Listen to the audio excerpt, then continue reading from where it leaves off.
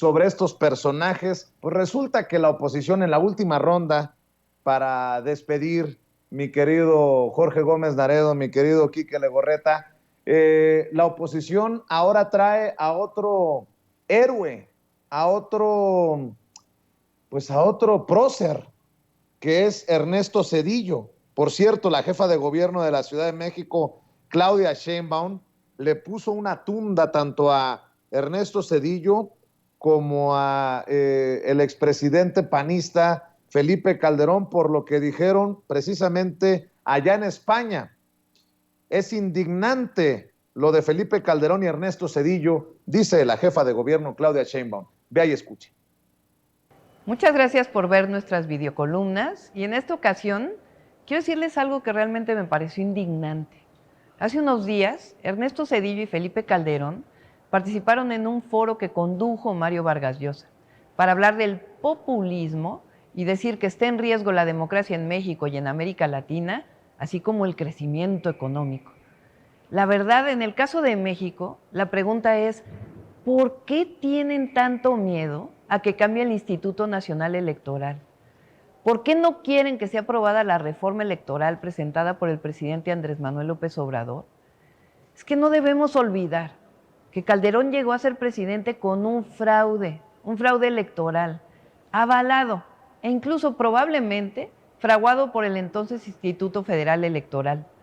No olvidemos que el cuñado de Felipe Calderón, Hildebrando Zavala, había sido contratado por el Instituto Federal Electoral previo a la elección. Incluso Calderón dijo, haiga sido como haiga sido. En menos de un mes de su toma de posesión, ya había declarado la guerra que provocó que los homicidios dolosos en el país crecieran cerca de 200%. Además, entregó Iberdrola decenas de permisos ilegales para sociedades de autoabasto de electricidad. Y después de que acabó su mandato, se fue a trabajar Iberdrola.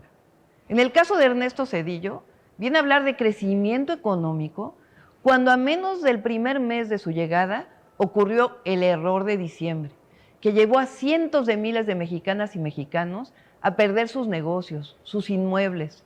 Se rescató a los bancos con el llamado Fobaproa, provocando una deuda que todavía hoy asciende a más de 1 billón de pesos, que vamos a seguir pagando por generaciones y generaciones todas las mexicanas y mexicanos.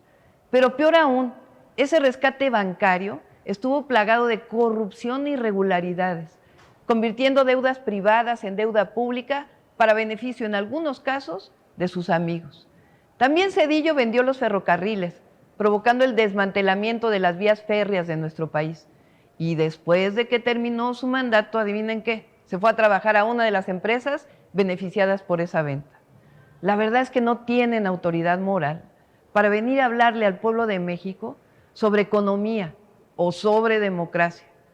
Pero quizá lo que pasa es que el bloque conservador se quedó sin voceros y ahora están recurriendo a los expresidentes, así de mal están. La mayoría de los mexicanos y las mexicanas quieren la transformación. Hemos vivido momentos difíciles con la pandemia, con la crisis económica internacional, pero hay que decir que gracias al presidente Andrés Manuel López Obrador, la economía de México es una de las más sólidas y el peso es una de las monedas más robustas. Claro que necesitamos más democracia, más desarrollo económico incluyente y sustentable, y eso solo con la cuarta transformación de la vida pública de México. Aunque a muchos no les guste, México y muchos países de América Latina hoy están a la vanguardia.